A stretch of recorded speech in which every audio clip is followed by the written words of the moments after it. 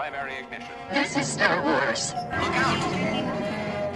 Core World News. You may fire when ready. From the bright center of the galaxy, I'm Grace Kondak, and you're listening to Core World News, your Homeland News service providing in-depth coverage of all the latest stories from around the galaxy. Welcome to our coverage of Day 3 of Star Wars Celebration. Now for your hosts, Ben, Grant, and Adam, to share the news. All right. Welcome, everyone. Hope you've had a great Star Warsy weekend with your Obi-Wan and all the news coming out of Star Wars Celebration. This is the final day of Star Wars Celebration, I'm pretty sure. And so we're going to wrap up everything. Is this erroneous, Adam? Correction? No, wait, today's Sunday. No, you are correct. Okay. My brain's sick. My brain's fried. Already off to a great start. Yeah, coming straight out of the back to tank, we have Adam back on the scene. I want to start with blue. It was the blue colored back to juice, though. It wasn't like clear. No, it wasn't that sterile. Yeah, it wasn't the super clear Anakin one. No, I got the off market. Yeah, Rebels had to buy it from like a secondary source. Like that. That's sometimes you got to do what you got to do. It's we're all doing our best here. Adam, I want to start with you because we haven't talked about this in any way, shape, or form. No. What did you think about Obi-Wan episodes 1 and 2? I know you listened to the podcast, so you know. I did.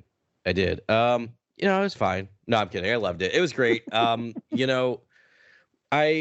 had some minor quibbles, and I guess we'll hit on some of those just because you all hit on what I love. But I want to talk about what I loved about it first, real quick. I mean, it's everything I wanted in it. Like, how I talked about, all I wanted was like the first episode to be Obi-Wan ponderously on Tatooine.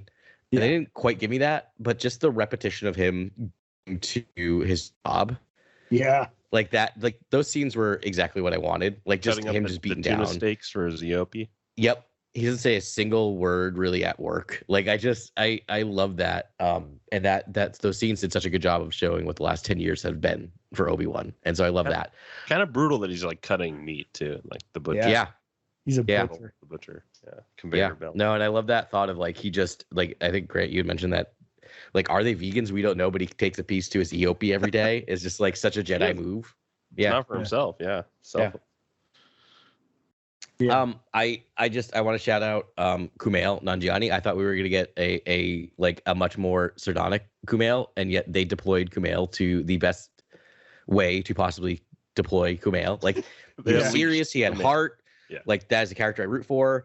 He's a good guy. Is he a good guy? He's a bad, like he's just a rogue, right? Like he's a Han Solo character, and you get like all 3 acts of Han Solo in 20 minutes of that character, which I loved. I'm so glad he's not dead. Kind of like the crystal gazer sort of like mind reader of the Star Wars galaxy, which is kind of, but he's also a con man, but also you don't know if you can trust him or not. He's actually a fascinating character. I related him to DJ when we were talking about him. Yeah, I like that a lot too. I think it's great. Flea. I'm all about Flea in my stuff. He was very menacing. Ben, you and I and Carly are on the same page. When Spectre spoke, we were all like, "Is that Flea?" And so here's my tinfoil hat. All right. So Flea played the character Needles in Back to the Future 2 and 3, and Needles is referenced in Solo. And so my theory is that this character, I can't think of his name, he also goes by Needles. And so I think Han Solo is referencing Needles. And so there's a Needle. So Flea plays Needles, a character named Needles in 2 universes. That's incredible. Jonathan Kasdan would be proud. Yeah. And did you see the Willow trailer? Did you see that? I did. I am very We'll dive into that at the end of this podcast. Yeah, it's a little bonus. We can talk about it as a bonus. All right, in terms of nitpicky, real quick, which I think this knocked it down from an A to an A minus. Like that's how limited these things are. One, I don't know why grown adults cannot catch a 10-year-old child. There were some. It was Keystone Cop level to me at moments where I'm like, this is weird. Like there's a moment where Obi-Wan is literally within 2 feet of her and like does the slowest grab I've ever seen on screen and misses her. Like it was weird to me. I'm sorry. Like really, I was just like, what's going on here? He's not connected to the Force. No. He may not be connected to the Force, but unless he's an 80-year-old arthritic this is the Batman man. Argument. He's not He's not himself. He's not the true No, Batman but yet. he's not anyone. Not the This Jedi is not yet. this is not an Obi-Wan slight. I would say it's against any living human being who's not arthritic and 80 years old. The other thing that I was talking with my wife about, and she kind of quote unquote fixed it for me, is there are some coincidences going on in the show that kind of I was like a little weirded out by. And that first that Reva is on Tatooine, has no idea that Obi-Wan's on Tatooine, sets out a plan to capture him that doesn't have anything to do with her being on Tatooine. Does that make sense? So I'm like, it's weird. And then what Carly said to me is like, yeah, but like that scene at the beginning of Obi-Wan wasn't for you, Adam. It's not for the person who consumes all Star Wars media, because you had worked out in your brain there's no way that they could find Obi-Wan on Tatooine because that would wreck continuity and wreck everything. And she's like, most people who like Star Wars and watch all these things probably didn't put that together and probably were sitting in that scene really stressed out that she was looking for Obi-Wan. That was the Jedi she was you're looking saying for. when you work Reva's trap all the way back to Tatooine, They're there's disconnected. really no proof that he's there, and they don't really. No one knows about the Owen and Beru connection. Like, so those are completely those two plot points are completely disparate and not connected at all. And that's what drove me nuts, is that Reva was coincidentally on Tatooine following a different thing while also setting out a trap to capture Obi-Wan. So those two things do not connect plot-wise at all. But from a storytelling standpoint, and for people who are not like me, who's obsessive and like thinks about all these things, it's a great moment of like misdirect in storytelling, right? Where you think she's going after Obi-Wan. Well, if we're getting our if we're getting our actuallys out right now, like I don't know how this doesn't break canon in terms of the Wanted like hollow poster that goes out and Leia not just reading that in passing, like seeing it somewhere. That was wild to me. Does she never see one of those things? And then, like, would she not pick up that it says Obi Wan Kenobi instead of Ben? Well, I mean, but people also call him Obi Wan Kenobi right in front of her, don't they? Yeah. I don't know. I think it's Ben for most of the episode. Does she know what an Obi Wan Kenobi is? Like, Kumail calls him Obi Wan in front of her. Right, because he read the sign. And Reva is yelling that name constantly in that last scene around her.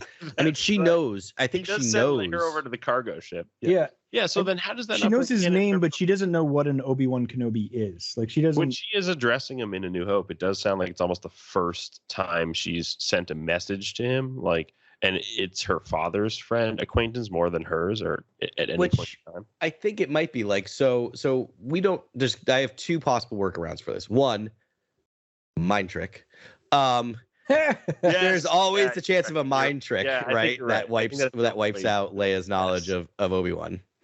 The second is that for Leia, this might be a weekend event in her life where her dad's friend came and helped her, versus knowing this friend had a deep connection to the father. So it's weird. It's almost more to me like if I'm asking you to come into a battle to change the galaxy, I might more say, hey, remember when you fought in a war with my father over galactic peace? I mean, this is why I need you, General, as opposed to remember the time you came into a drug den and kind of helped me? I feel like it's a good defense, but it's not airtight because the same time, would you not remember the person who saved you from pirates? Like, no, I think she does. I don't think that's the reference point. Remember the time you saved me from pirates, like space pirates who brought me to a world with a seedy underbelly. Are you talking about A New Hope right now? Yeah. I'm behind. I don't think they ever share the same space in The New Hope. No, but what Ben's saying is the message that she leaves in the droids for Obi-Wan Kenobi. Yeah, you served with my father in the Clone Wars. I think the mind trick might happen. I think you called it. Yeah, honestly, I think that might be a good like Men in Black. It's kind of I will say kind of a weird Men in Black device, but all right. I'm almost gonna be more frustrated if they do that as opposed to just not caring. That's kind of upsetting story. That's an upsetting story. It does not bother me at all. Like my brain can. My brain can bend to that pretty easily, that she's just more formal and talking about like calling on formalities, right? Because she's not going to be like, hey, it's Leia, what's up? Like, no, she's calling the call to action for Last Hope of the Galaxy. Can I also give you one more possible workaround? Okay. What we actually realize is that in A New Hope, she's speaking in code because Obi-Wan had worked out a code language with her to use as to not get tricked again.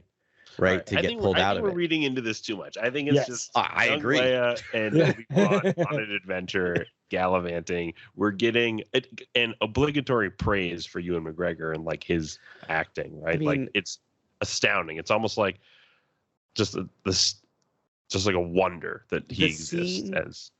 And you already talked about the scene where he finds out that Anakin's still alive is like peak Ewan acting across everything he's ever done.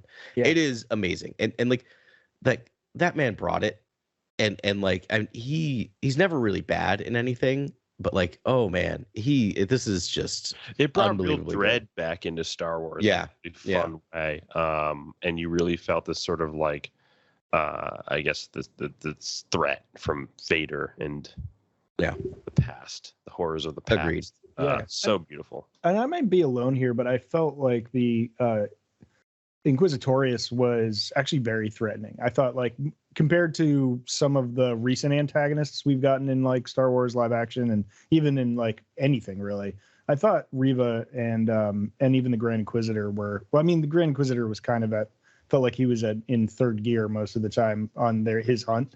But I don't know. Reva, I thought, was a very threatening dark side character and antagonist. So I don't know. I thought that was pretty. Yeah, cool. I agree. I like the Inquisitorius in this quite a bit. I always will argue back to, I think Kylo Ren's reveal in Force Awakens is very menacing. I think what takes away from that is the rest of that movie and the two movies that follow. Right. But like, but if you just go back and watch that, I remember being in the theater when he is just like telling stormtroopers to kill a bunch of like that's like Darth. Think about this. Darth Vader. First time we see him, he's taking over a military starship, basically, right? Killing rebels.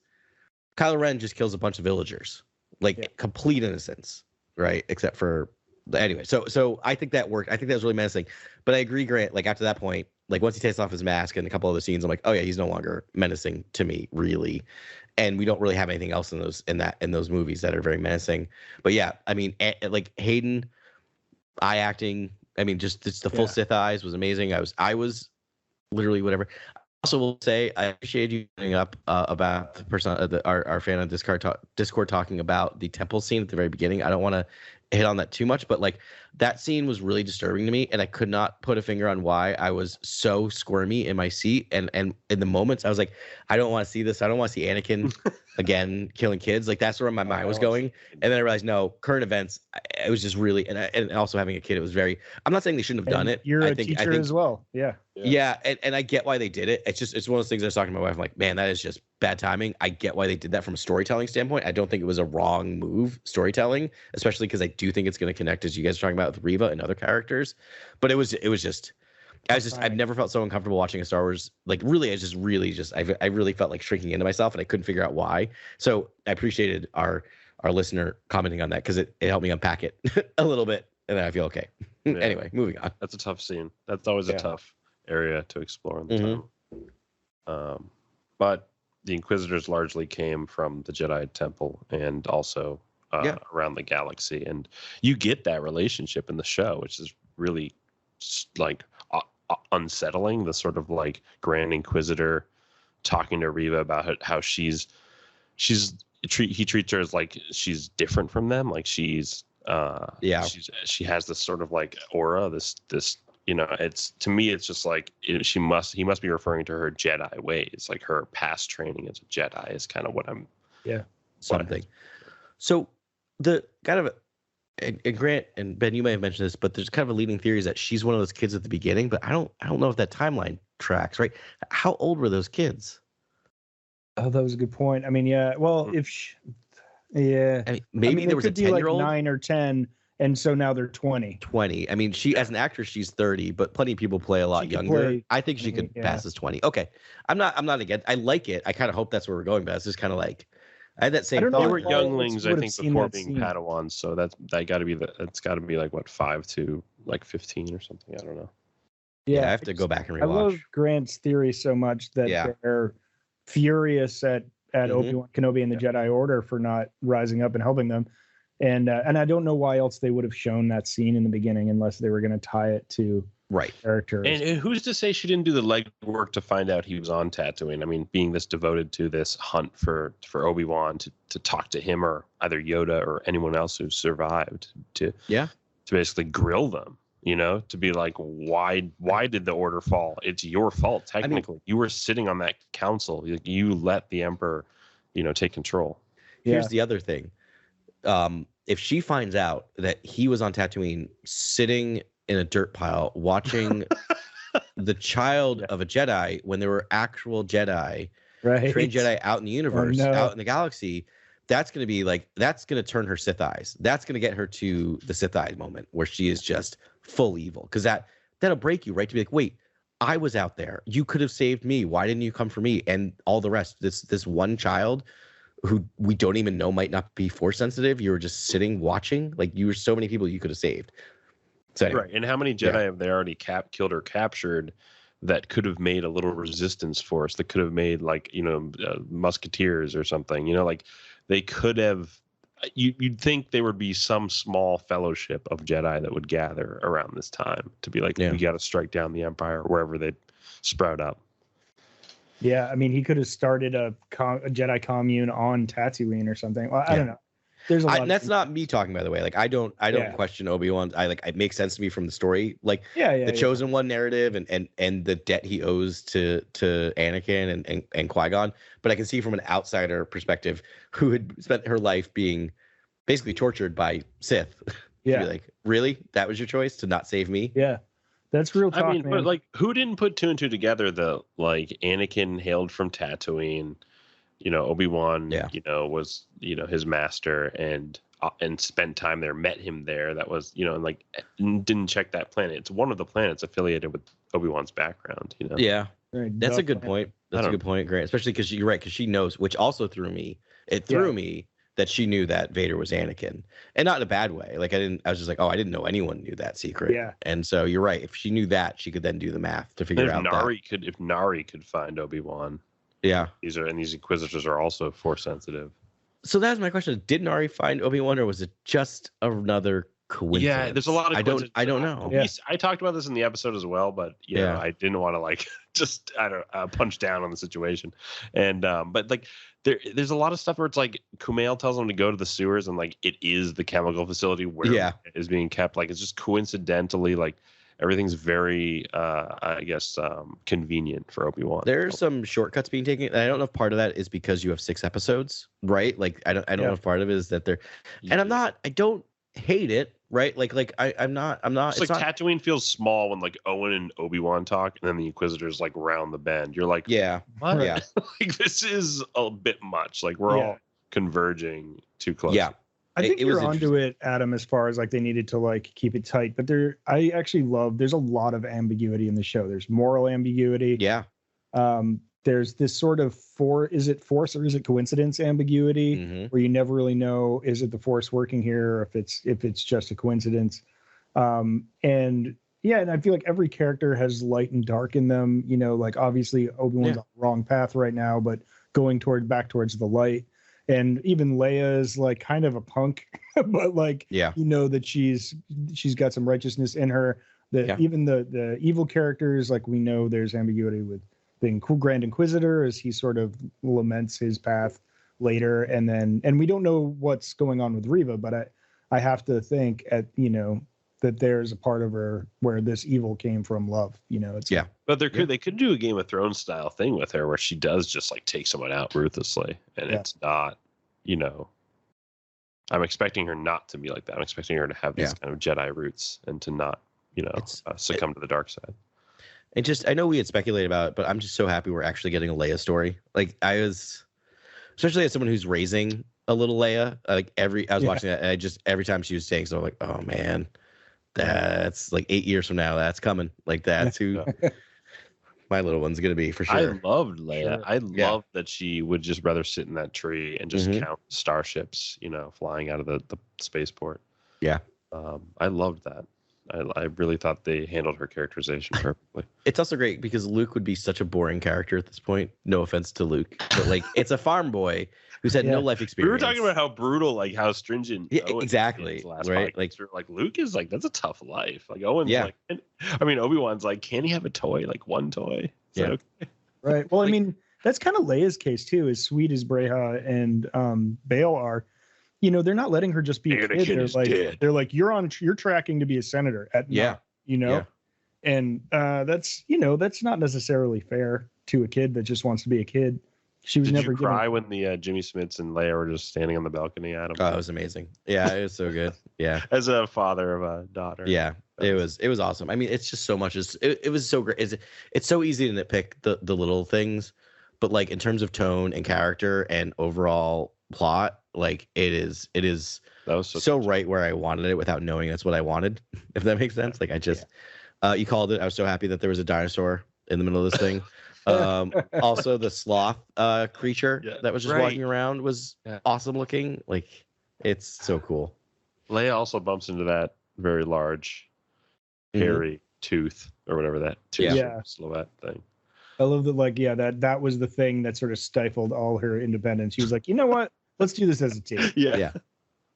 That's great because that's a callback to like Minox and all how they're like figures of just kind of like, you know, otherworldly shapes and forms. Yeah. Ben, I was yelling at the TV the same time you were yelling at the TV. I'm like, why are you taking off your perfect disguise? That was Grant's comment, actually. Yeah. I was very upset about that. I was he takes off his disguise to wear like something closer to Jedi robes. And then also just like doesn't wear his hood at some points and kind of just like exposes his face. And I was like, you were just in a full body biosuit. Like you did not need to take that off. I guess that would make you stick out more on that planet or whatever. You know, I can be convinced fairly easily. Yeah. One thing we didn't talk about in the episode that we should mention, and then we'll get on to all the other news that we've actual news in the past 48 hours. We got a Tamura Morrison cameo as a wayward veteran 501st Commando. So good. Yeah. It was great. It was a nice little moment. Yeah. Right. And it's like, and Obi-Wan can't help himself. Like he's got to flip the guy a couple coins. Just be like, you helped me, man. Shoulder to shoulder. Yeah. The dark times, man. Yeah.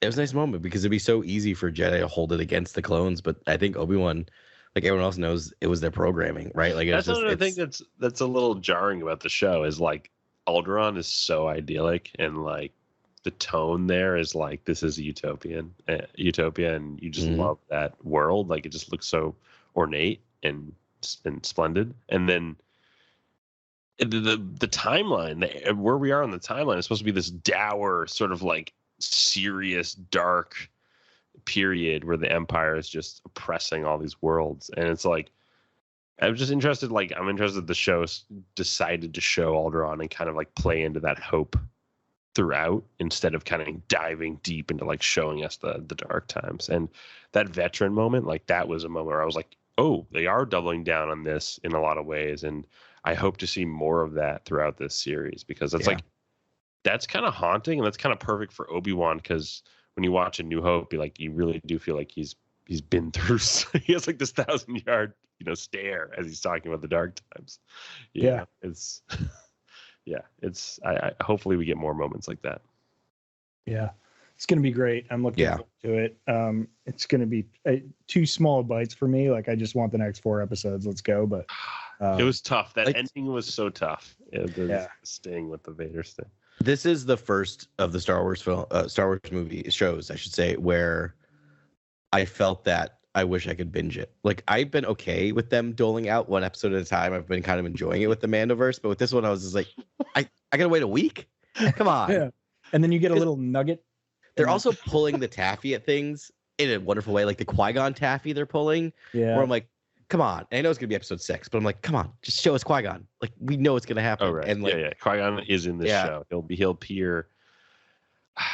I gotta imagine it's like before. I gotta imagine it's to inform Obi-Wan during a climactic moment with Anakin, because much like Obi-Wan informs Luke during the trench run and things like that, I gotta imagine the Ghost kind of informs him instead of just a tranquil meditation and deep connection that allows him to reach Qui-Gon. I would like an action beat, almost like in a time of need thing, because there's two ways to do it. It's either like connection through meditation, or he needs him in the moment and something happens, you know. I hope you're right. My feeling is it's gonna be episode 6, where he has learned that he needs to not turn the Force off, right? That he's now reconnected back to the Force.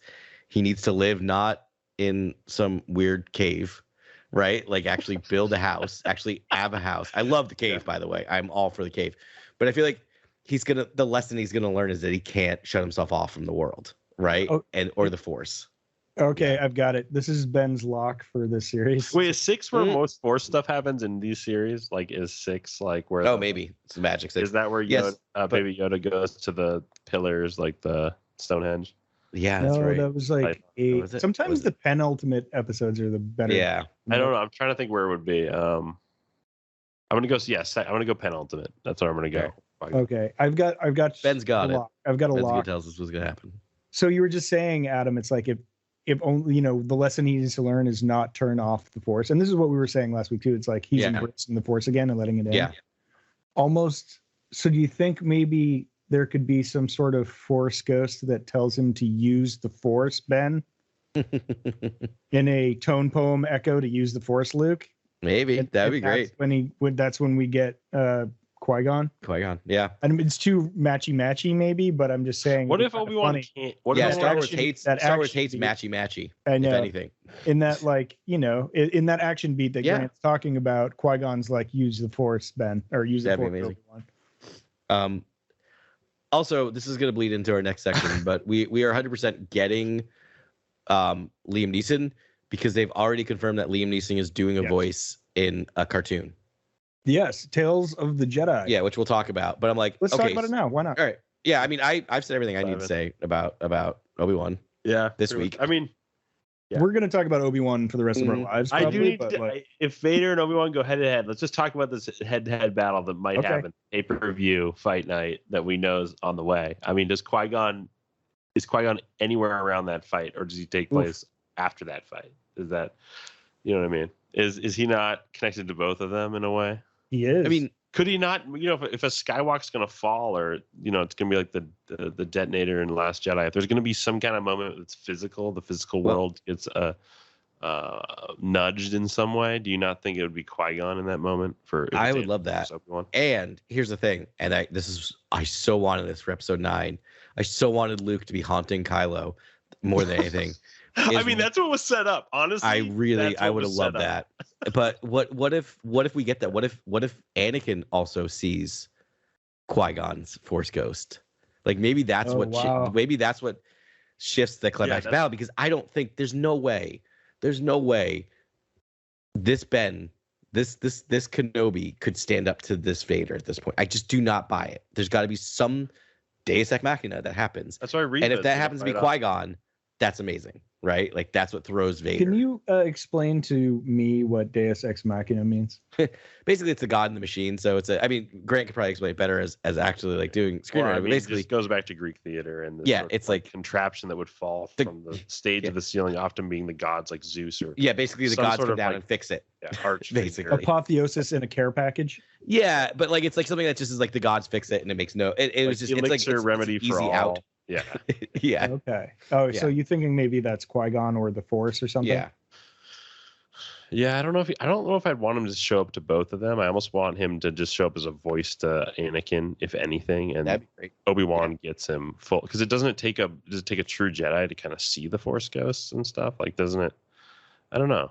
Yeah, I would think. I don't know what the science is behind that. I think if Obi-Wan's going to face Vader and win in some way, at least walk away, then I think he's got to be full powered Obi-Wan, so and I think we're going to take 3 more episodes to get there to it. And if that's the case, then I think he has to communicate with Qui-Gon before the battle, and he needs to get like his permission to do it, or like Qui-Gon's forgiveness, Obi-Wan tried his hardest to raise Anakin. He never would have unless it was Qui-Gon's dying wish.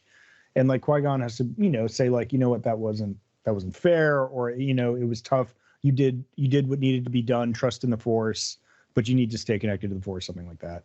But I think so mostly for the overpower reasons. I had thought originally that it was like Obi-Wan wins, and then his reward is the apotheosis, the communications with the gods, but maybe that has to happen in the penultimate episode or something before he actually faces. Vader. I think these are all possibilities, which I love. Right? I can see, and so I'm not like, I'm not ahead of this at all, which I'm appreciating. Yeah. I don't want to jump ahead of the expert storytelling that we're seeing unfold, but I'm excited. Like, I'm super pumped for Vader v Obi-Wan if that does indeed happen. And I got to imagine that it's they're Obi-Wan has to come out unscathed, but Vader can take a pretty big bashing. I mean, Vader, you can totally almost like destroy that character, and then he can just come back. Yeah. It's you not can chop off not limbs a again, character for sure. that needs to survive the scene, the scenario. Oh man, imagine if he cuts off all the same limbs again. Or have we ever confirmed in canon that he still has the one arm? Because his one arm he has is robotic. The only arm he didn't cut off. Oh, you're right. You're right. He has no. He's a quadriplegic. That's right. I forgot he had already lost that arm. Oh man, that's rough. It's rough. It's rough. It's really, really rough for Vader. And see why I fell to the dark side. Yeah. Tough row to hoe there. Whew. Well, anyways, the other, we should probably move on. I do want to say though, we didn't talk about the last beat in the second episode, which was the Vader breath, and it's that note you can do anytime and make me feel tingly all over. Yeah. And that was the one where I'm like, come on, a week? I have to wait a whole week? And I know we're not going to get I don't know for sure, but I don't think we're going to get a lot of Vader in episode 3. I don't think maybe we will Vader next week, do we? I don't think so. 3 could be all Vader. It could just be like Anakin's POV and what he's up to. I kind of like this, trapping Obi-Wan in a maze, like a rat, and he like a gerbil, and them locking off the spaceports, the docking bays, and basically Vader and Reva sort of hunting him. I like this cat and mouse stuff that they're doing. Me too. Really like it. Yeah. I just don't think you can do it again with Vader now. They can't lock down another city and do this storyline again in the same series, right? I don't know. We'll see. I don't know. Well, where are they headed right now? It's not Alderaan, right? It's some other weird. It's wherever the spaceport is that thing was headed. I think it was pre-programmed and flown by droids, right? So it's just going where it's going. It's going wherever Kumail Nanjiani's character sends the refugees. Oh, right. That's why Ben was we should trust, this Haja Estri character, Estri, 100%. And I was like, I don't know, because we don't know where this cargo ship is going. I don't either, but I'm on team Ben. Unfold with Kumail, which I love. That's what I love about this show, is that, again, what you said, Adam, they're unleashing Kumail in the best way possible. And then I came in, I was listening to that podcast, I was listening to the episode that you guys did. I was like, I'm 100% team Ben on this. I trust Kumail completely. But I don't know, Grant, something about what you just said. I'm like, he is a scammer and a schemer, and a very convincing one. And he could just be playing another level of it, right? He could just be double crossing, because all he did was kill a bounty hunter, right, to save Obi-Wan. Which it's not like he, it's, you know what I mean? It's that's whatever. You could be doing that because you could sell him to a higher bidder. Yeah. Well, who's this? But there's also the woman in the Andor trailer, which why not set that, if Kumail could be part of the early resistance, the rebellion, and sort of with the partisans or someone, and Saw Gerrera. Oh yeah. No, they wouldn't do it. There's no time for Saw in this series. I mean, I'm pretty sure that would be just for me. If they did that. If they did that, Obi-Wan. I mean, here's the thing. We know that we don't know. I mean, they're not above multi. If you're using them in one, use them in something else. And I'm pretty sure Saw is going to show up in Andor. And so, what about Emphas Nest? Kumail could be, Well, I think Emphas Nest is. I guess she would be. Wait, so this takes place the same time as Solo? Yeah. Yes. Right around parallel, I think. I mean, honestly, Han Solo is probably on Tatooine right now. That's why they had to get the Obi-Wan off Tatooine, is so he didn't run into Han Solo. Too early, Oh, it's so weird. That's so weird to think about. It's so weird to think about him walking past Aaron Aldenreich. They should have just done that. Even if they digitally posted him. They should have done it. Why not? Yeah. I think, the Force might have pulled them in or whatever. But yeah, they're hanging out in different places at that point. That actually might be the ending, is like he sits down at a bar and like Chewie and Alden Ehrenreich are there. But like they don't even communicate. They just happen to be in that bar. Yeah. Yeah. All right. Now, should we actually talk about other stuff? Let's talk about other stuff. That was a good 35 minutes of. It's going to be like that a lot. I think there'll be a lot. It's also what happens when one of us is missing for like a premiere. Like, I'm like, I'll have like 5 minutes of my 2 cents, and then half an hour later. No, that was our Super Bowl, man. I've been looking for that for a long time, and I know you guys have been too. Mm-hmm. So yeah, we'll just flit through the other stuff. There's not a lot of substance. We saw a couple images from Tales of the Jedi. So this is a new animated series that's starting up. If you like animated series, here you go. I love them. And so I guess it's going to be a series of vignettes. Yeah. And one of them is definitely going to have Jedi Dooku and and young Qui-Gon Jinn. Yeah. They're all it's done in Clone Wars animation style. Yep. And Filoni basically said these are stories he had conceived while writing Clone Wars, but they didn't really fit with the narrative. So they're all prequel era Jedi. Yeah. And we also get an Ahsoka origin story in one of them. Right. Oh, really? I think so that means mentioned in the novelization by E.K. Johnston. I think you get some of that insight into the story. Yeah, I think they're going to tell a little more of that story here. Yeah, I mean, it looks great. It looks cool. We get a Qui-Gon. We get voiced by what's his face? Liam Neeson. Wait, who's voicing Christopher Lee? Like, what's going on there? I don't know. They didn't announce it. Yeah, that's gonna be tough. They'll get someone great. Yeah, but seems cool. Was it 6 episodes? I don't think Christopher Lee did the Clone Wars either. No, they'll probably get whoever did the Dooku voice in Clone Wars. Who was good. Yeah.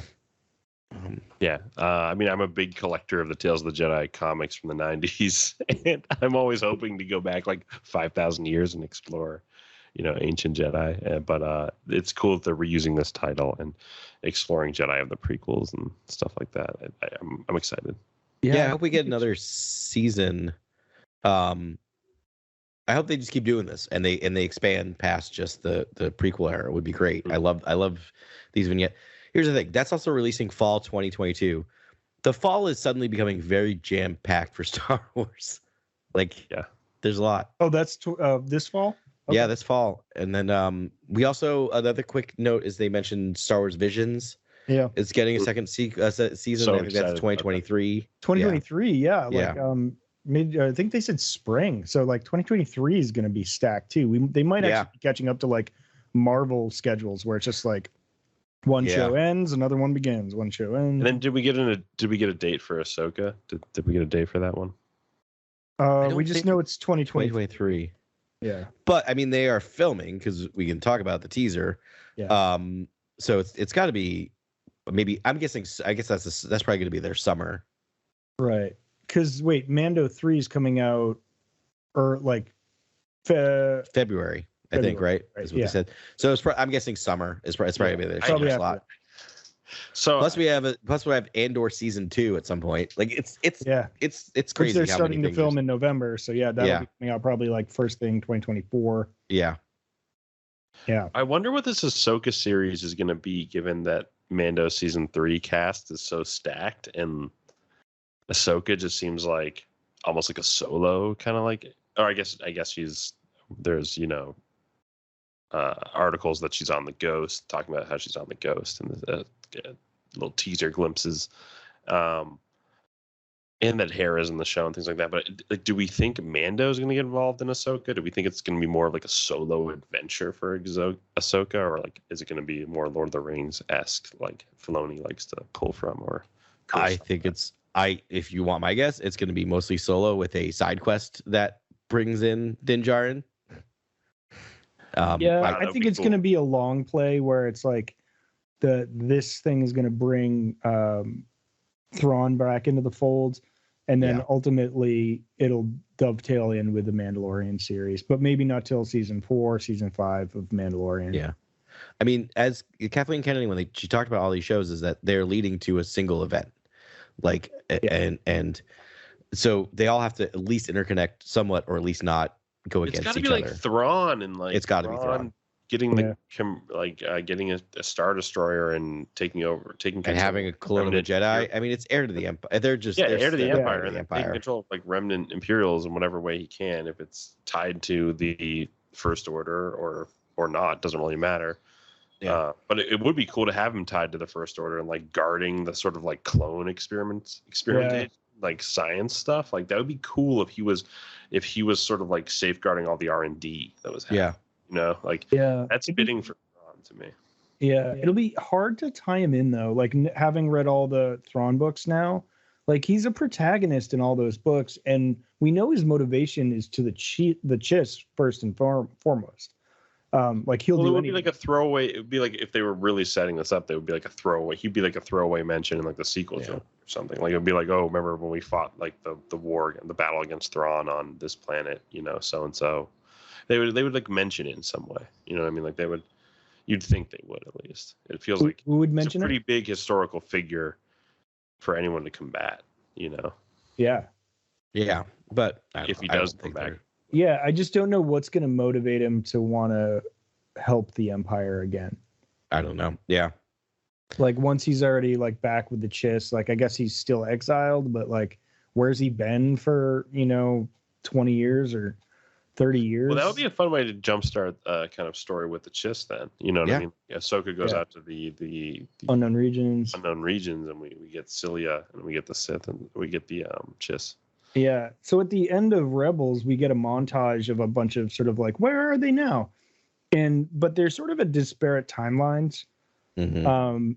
And we know that at one point there's a scene when Ahsoka, full robed with like her like what is it? Not spear, her like staff. She has a staff. Yeah.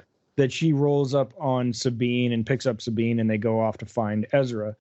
But that actually could be after where we are when we. Yeah. I think we are definitely after that when we meet Ahsoka now, but maybe not. I mean, maybe it was before it, but it'll be interesting. And if it does overlap that period, I really want to see that scene in live action. They don't do that a lot, but I think it would be pretty cool to be like, this is a cut point right here. Yeah. This is where where Rebels splices seamlessly into the Ahsoka live action show. I'd also love to see it because Ahsoka looks amazing. The hideout that Sabine Wren has looks amazing, and the ship that they are flying looks amazing. And I want to see all of that in glinty 4K digital beauty. Yeah, it would be fun for Ezra to fall to the dark side. That's all. Mm-hmm. That's what I want. I want Because there's really no like Ezra. saber on saber fights you can have in this timeline, and I'm like, can I just get like 2 people with lightsabers to fight at some point? These shows. And if you have Ezra fall, you got Ahsoka and Ezra just dueling with lightsabers again. It would be amazing. Yeah, I mean, they are fully based on that teaser. They're fully setting up a Rebels like follow-up live action. I mean, we get Hera in there. This is essentially it. I mean, we saw in some of the clips from that, we see the back of Hera. We know they've cast Sabine. Yep. If she's chasing Thrawn, then she's chasing Ezra. Right. Jarrus is gone. Yeah. I don't know if they could do the Lasat. I'm forgetting his name right now. To see a live action Lasat, I think. Yeah. I need to see a Bothan. He'd be terrifying. I need to see some of these like really iconic looking silhouettes. You know, Bothan spy. Yeah. Yeah. And Chopper, I mean, is a must-have. And Chopper's been confirmed too. I mean, they also rolled out a Chopper on stage. Oh yeah, Chopper I think is confirmed for Ahsoka. Did I hear? Is that right? That makes sense. That's where you would see him, I would think. Yeah, I wonder how involved Hera is, because in all the novelizations, Hera's a busy girl trying to hold the galaxy together. She's like one of Mon Mothma's top generals, and she's leading the effort to eradicate the Empire. So I don't know that she has time to jet off into the wherever. I think they're not concerned about the novels. To be frank, I think they will figure out how to retcon. Hera might get her as far as the galaxy, as far to the edge of the galaxy as she can, right? I don't know, but that ship that like Ahsoka's ship is so dope. I guess she could just take it to go meet with Hera somewhere. Yeah. Or Hera could lead them to the edge of space or whatever, and then they go off. But it's this great vertical like 2-wing biplane ship. It's gnarly. I love the Ghost. The Ghost is great as well. It'll be great to see the Ghost again in live action. We've only seen it at like parked.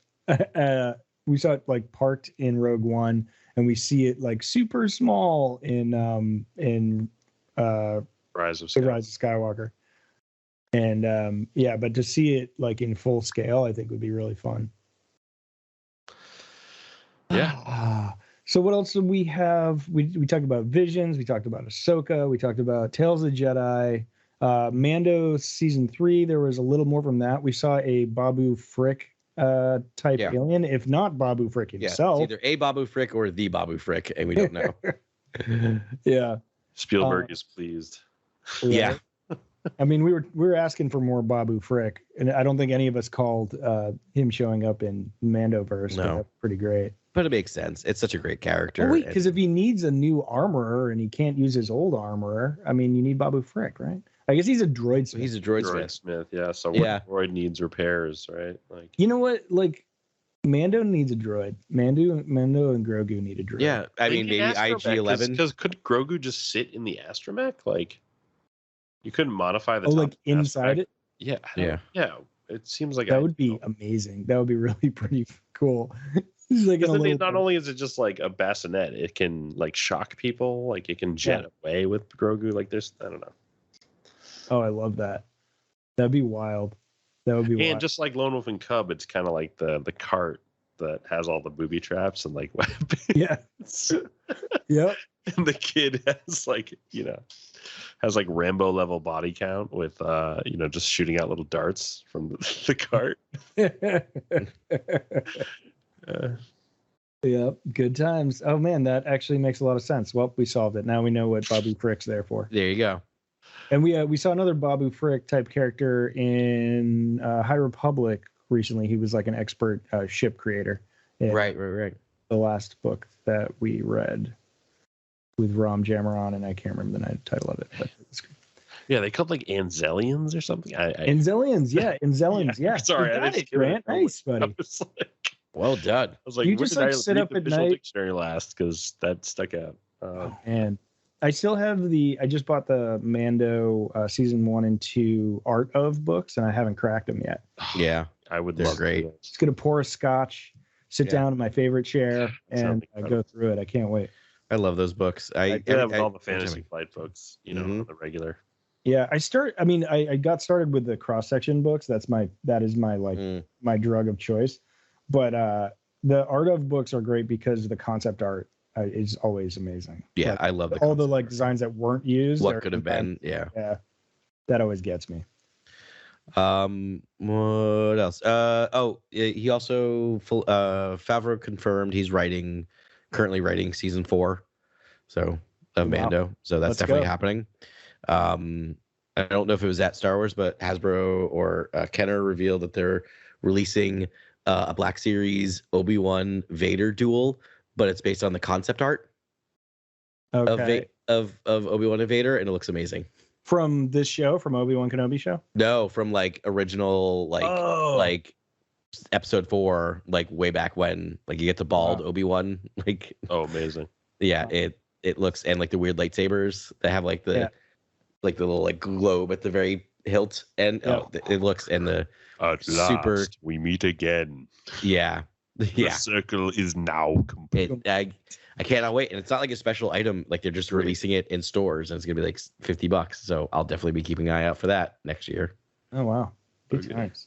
Yeah, and then I think today, kind of the only big thing was Bad Batch. Yeah.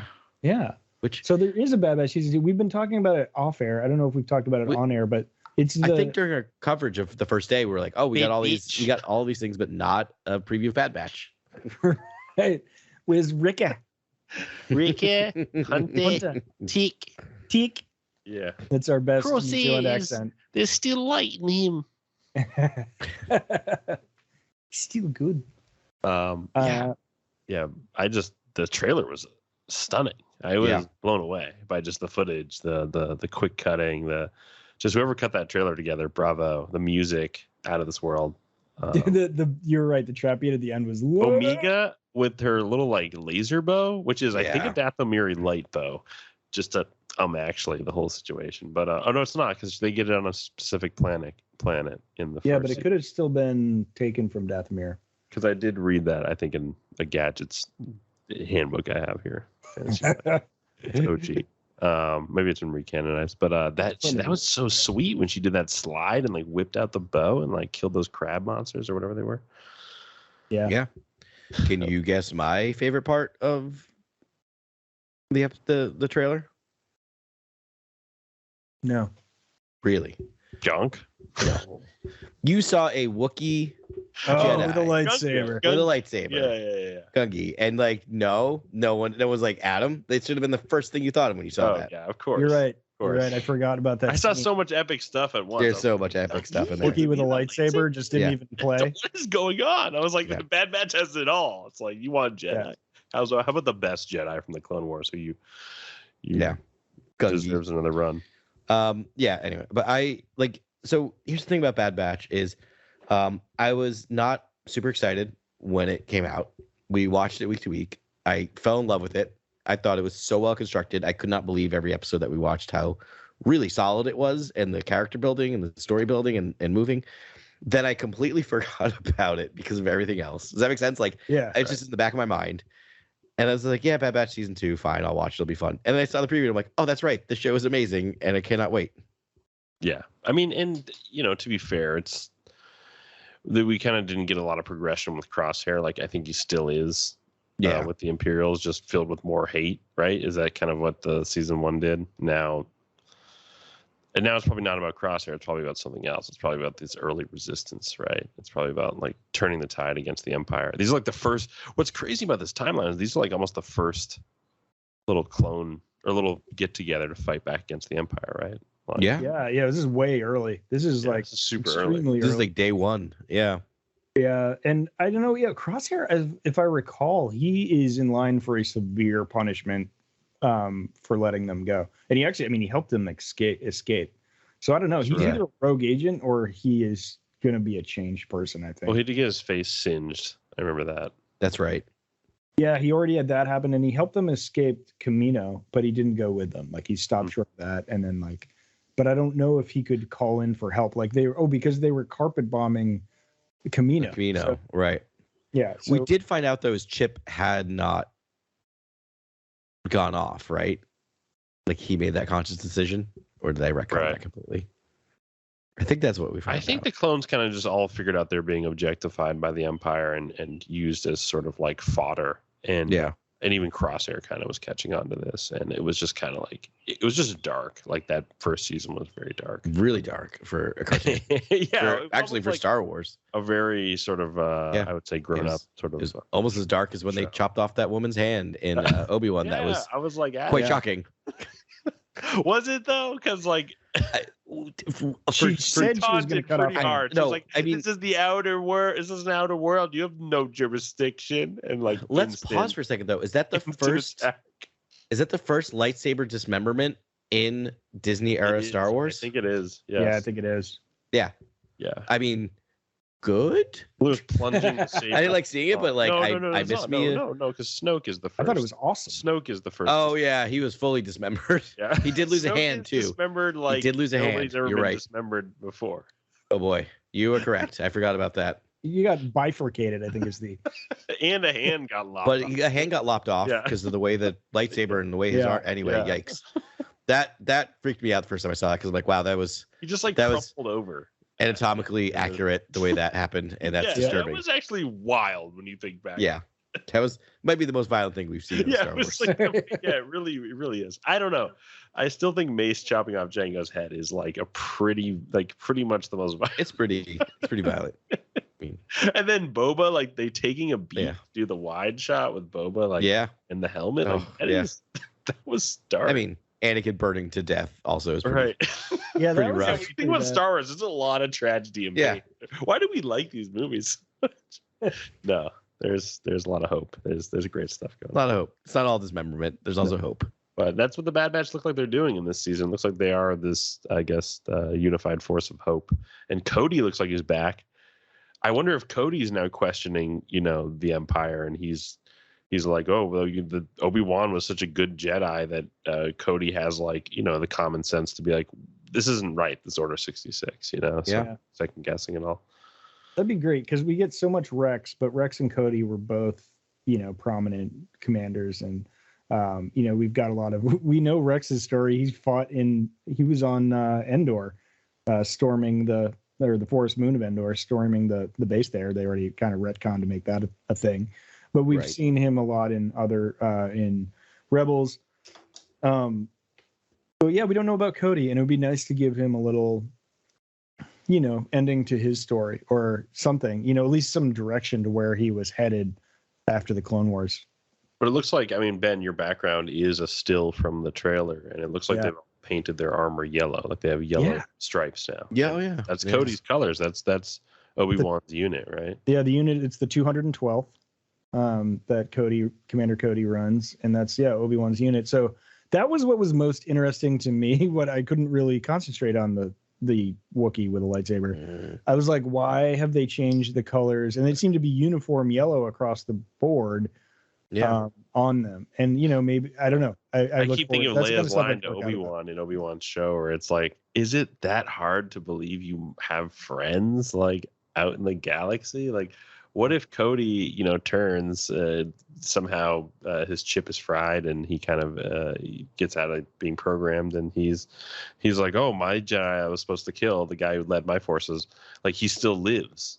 Because Obi-Wan lives, it's much like Luke Skywalker saving the Resistance in The Last Jedi. It's like, because the story of Obi-Wan lives, because he lives on, and he was always defied the Emperor, then maybe Cody is like, then I have a purpose. I have a purpose to go find him and help him do this, even though no one knows he's in hiding. He's kind of just become this sort of hermit. There's something to that's kind of interesting that could happen, but I don't know. It's like, but again, Dave Filoni's not afraid to use Obi-Wan, as we've seen. No, I mean, in Rebels, right? Like that, you can pull that trigger if you close the loop. That's the whole thing with Obi-Wan. And if you get Ewan to do one voiced Obi-Wan that's close to his Revenge of the Sith, sort of like Obi-Wan Kenobi Obi-Wan,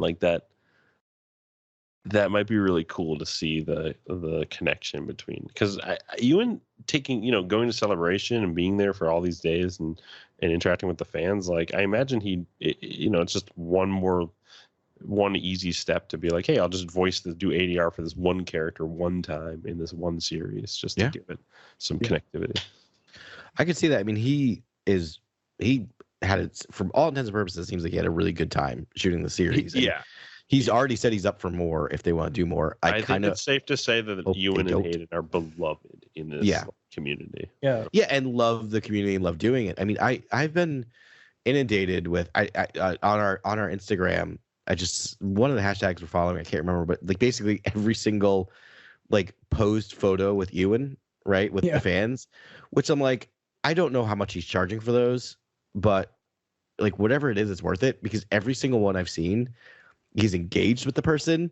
He is just shining. He's doing he's doing mind he's clearly doing what the fans want, and he seems to be just loving it. Not just doing. And I've been to enough conventions to see people just glad handing and plastering a fake smile on their face to get their $20, but he seems to just really be in on Star Wars again, fully, which is awesome. I mean, Star Wars community's in on him again. I mean, it was never me, but we never left. There was a lot of negative press. We always loved Ewan's performance, I think. Yeah, he was the one person who's been right. Teflon. Yeah, no one ever complained about that, but it was just sort of whatever. There was some sort of pushback at the beginning, and then, but now, everyone loves those movies, and I think it took that to get him.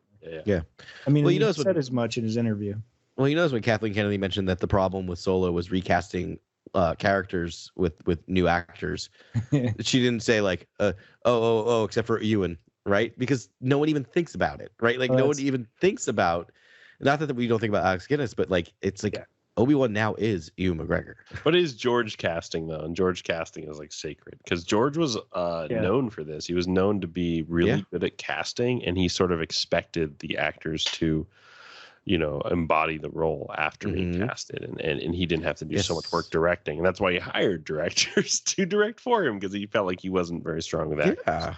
Yeah, but he kind of forgot about that during the prequels. People liked his straightforward direction, faster, more intense, a little more intense there. Can you imagine anyone other than for Mace Windu, like other than no. In retrospect, it's impossible to. The only reason Mace Windu exists is because Samuel Jackson was like right. Like I don't think the character would have been in there if it wasn't. It had to be the most boss Jedi of all time. Yeah. Right. And I don't know who better than Samuel Jackson. Honestly. Yeah, and that was the one that I was sort of rubbed up against because I think that was at the height of Samuel Jackson. It was like right after what I'm trying to say. Quentin. I think Revenge of the Sith has the most fist-revving moments, like fist, like just raising moments where you're just like pumped. When I think you're pumped when Anakin tells Mace that let's the go. Chancellor is Darth Sidious, and Mace is like, buckle up, like I think you're like pumped when that happens in the movie. I remember just loving that moment. So exciting, and just a lot of hair-raising moments in Revenge of the Sith. I love that they give him his moment. That the only reason Mace loses is because Anakin stops it. Like he had the Emperor down. Like it's great. Anakin like chopped Count Dooku up without a problem. Well, I guess he did waylay it, but we're talking about pretty quick. Meme? It was a pretty quick. I should. Okay, I will. Yeah, and then with Mace, he kind of does the double take and then just does it. I'm just like, that's like, but that's even way further across the spectrum, like across the aisle of like morality. Like I can't believe it would be that short of a decision making process. I know it's and I don't know. It's it's a rough. This is what it came down to. Turn in that movie. It's not. He's like, Mace, I never liked you. You never liked me. Emperor, you've coddled me since I was a child. Like that. You might help me save my wife. I'd like to see more of is the sort of like Mace, Anakin, power dynamic, right? Like I would have liked to see more of that. You get it. Like you get take a seat, but I mean, it's like iconic, but I don't know. It's all in there. Like it's all subtext. It's all clear. But I want to bring it back to Celebration for a second because, that Vanity Fair article shockingly came out the week before Celebration. Yeah, that we talked about, and the title of it was the rebellion will be televised, right? Yes. Or the revolution, and that was her big thing is like the future Star Wars television. There's one paragraph at the very end about movies where she just basically answers somewhat begrudgingly. It feels like a question about movies. No, at all movie announcements at all during Celebration. Not even. I thought maybe they would have forced a title out of Taika Waititi to be like, can you just make up a title? Yeah. I thought for sure we get that and maybe like a poster, like a tease and nothing. Not a peep, right? Unless I missed something. Yeah. I think they're done rushing directors, which is great. Yeah, which is great. It takes as long as it takes. And and writers, it's like take as long as you need. Yeah. I think it's writing. I think it's just inventing the content at this point because the amount of R&D you have to do, the amount of lore you have to tie your piece to if you are anywhere near the Skywalker saga is monumental. And then going anywhere else in the timeline is going to take huge, art development and concept design. And you have to basically go back to the drawing board with architecture, ship design, all that stuff. I guess what's interesting is we do know Kathleen Kennedy did do a interview with Total Film. I don't know when that was. It might have been during Celebration. So again, that doesn't count, right? Because it wasn't an announcement. She was just being interviewed and someone asked her a question. Right. And she reconfirmed the next one is Taika Waititi and that it will be in theaters late 2023. That's surprising to me. They're not even shooting it yet. They would need to start shooting Taika Waititi Star Wars movie. I mean, less than that though. I mean, let's talk about. I don't think that date's gonna stick. No, they would need to start shooting like in June, like next month. Yeah, they do it. I think. Please don't rush it. Please don't rush it. Well, wait till 2024. It's fine. Right. Well, that's probably why she didn't announce it. Or Yeah. wait, so she did in that thing? In an interview from It wasn't official, but yeah. I Yeah. mean, I don't know. I mean, there is a standard sort of timeline, and if you've done the pre-production thoroughly enough, you know how long it's going to take. Yeah, I'll read the quick excerpt from the interview. Total film. Star Wars Celebration has led to some very exciting news, but I would say there's a curious lack of talk about the movies. There were reports that the next movie will now be Taika Waititi's Star Wars film. Is that correct? Kathleen Kennedy. That's correct. Total film. Is that aiming for 2023? Yeah. Well, not 2023, but late 2023. The December 2023 release date question. We haven't locked anything in. Okay. So all right. So it's a lot that of. seems oddly candid from her. Then she's Yeah. She wants it to be December 2023, but maybe it's not locked in. It's not locked in. Yeah. And I like that. I she's like that willing type of to answer. be fluid about that. Yeah. Yeah, we're aiming for it, but we're not going to force it. We're not going to pull it at episode 9. Yeah. Yeah, that's cool. I am sort of like, I would love another trilogy. I really want the sequel trilogy and like a really epic story. But you know, in a slightly different timeline with like new, you know, I really want, I'd love to see the sequel characters sort of moving on to the next stage and actually get another like arc. But yeah, or an arc in an entirely different timeline. Like I'd love to see that sort of epic filmmaking coming back. I think it's going to be a very long time until we get that. It sounds like they're completely content to doing these one-off films, you know, only when the mood strikes and someone's really motivated to make something, you know, a Star Wars on the big screen. But I feel like Star Wars has been that sort of epic arc storytelling film, you know, project like since the beginning, and that's what I kind of enjoy. Well, I mean, what's going to garner that opening crawl again? Like, what is that film going to be that gets to have the crawl and the John Williams-esque, you know, score? You know what? Yeah, because that's the ultimate Star Wars experience. You almost want to return. You want to return to form, right? We're looking for a return to form at some point. Not right now. We just had the sequel trilogy. I think we're still. We're still, digesting that and talking about that. It's still enthralling to talk about, but soon, hopefully soon, we can get, some sort of, Star Wars theatrical experience again. Yeah, and don't get me wrong, I'm loving the TV shows, and I love.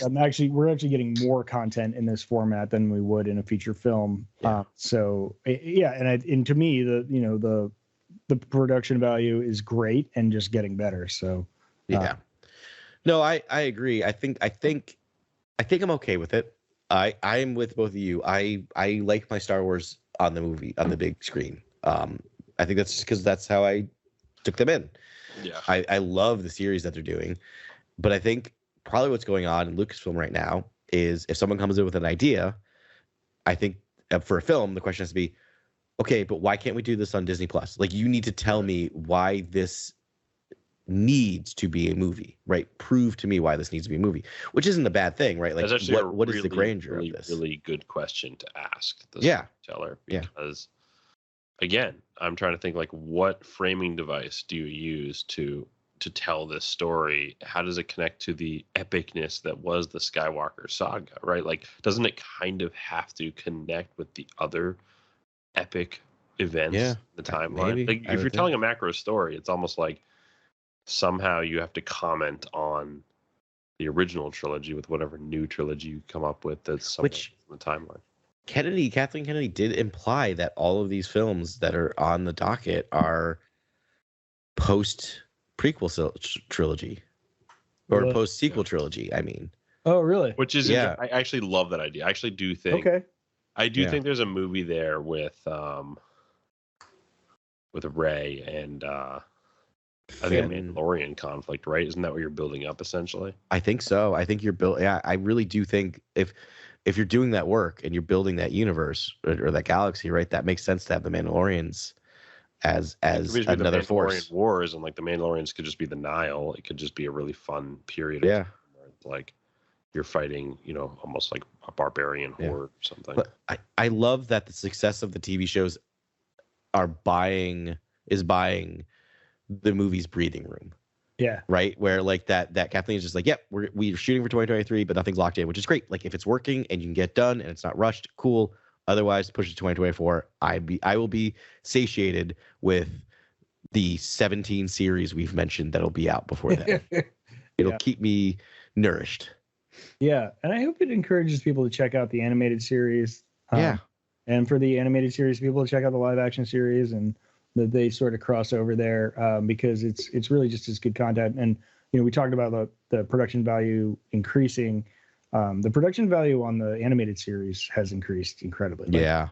I mean, Bad Batch was stunning. It really was. And as was Clone Wars season 7, but I still feel like every season that they've since Clone Wars that they've made, it has just got better and better quality. I mean, Rebels had its own when you see like Hunter throw a knife and then like Crosshair shoot the knife that like then hits a helmet, you're like, the action in that show is like unparalleled and basically impossible to do in live action. Yeah. So, and the check out Bad Batch if you love Star Wars action.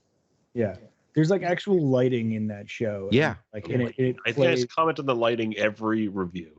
I think every we did. single Yeah. review we did. I think I was like, guys, the lighting in this is the chiaroscuro is the contrast. Oh my it's god, stunning. You can't help but notice it. It's because it just adds so much drama to the animation that it's fantastic. They weren't afraid of shadows, and and I think that's just tonally what Dave Filoni was going for, just in terms of the time, the new era that as Palpatine says. Yeah, I'm really excited to do a rewatch of Bad Batch when we get a little closer to season 2. I know. I will definitely do that. Actually, Yeah, I'm a bad animated watcher because I haven't refreshed myself with anything in like the last year, really, other than watching Bad Batch, and it's really some of the best writing out there. Dude, Rebels is the 4 seasons. It's nice and tight, and it's like fantastic. It's comfort viewing though. Like if you ever just feel like you want to just lax out and watch an entire season of something, Rebels is that. The first 2 episodes, just try Rebels. I promise you'll get sucked in. Like just turn on the first episode. They do such a good job of just pulling you into that series. Yeah. Yep, they just announced Star Wars Celebration next year is in Europe.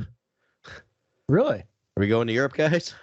Sounds good to me. I think we have to. Tell me it's Europe. Finland. I don't. Yeah, it'll be a home game. We would take it over. London. I'm not renting a car. Let's just it's in the Excel Center in London. Oh, that's really nice. Carly and I have been looking for a reason to go to England. Given that it's close to Pinewood Studios, you'd think they'd maybe pull some props straight from a set. Yeah, guys, let's go hit it's the April 7th to 10th. I don't know why they do these things in April. That's like right in the middle of my semester. Whatever. I'll figure it out. I'll be sick and. All right, we don't need to get into. We can do the scheduling offline. I'll quit. Are we still rolling? Oh, okay. I think we covered it. I think we got all of the things. Yeah. This has been a really fun weekend. I've been like rocking Star Wars t-shirts all weekend. Yeah. Just like it's never been far for me, and kudos to Lucasfilm for making this special. Starting with the Vanity Fair piece and building up, and then like all these great trailers. And they're just getting started. Like the wheels have just started turning, but they haven't hit speed yet. And I think by next year they'll be fully cranking out Star Wars at speed, and we'll have all this like great variety of content to enjoy and talk about. So I'm super stoked on that. Everyone, you know what? Thanks very much for listening. We'll be getting back at you this Friday. We'll be talking about episode 3 of Kenobi. And until then, may the Force be with you. Always. This is Grex Kondak signing off. For the latest breaking news, follow @CoreWorldNews on Twitter and Instagram. Thank you, and good night. Remember, the Force will be with you, always.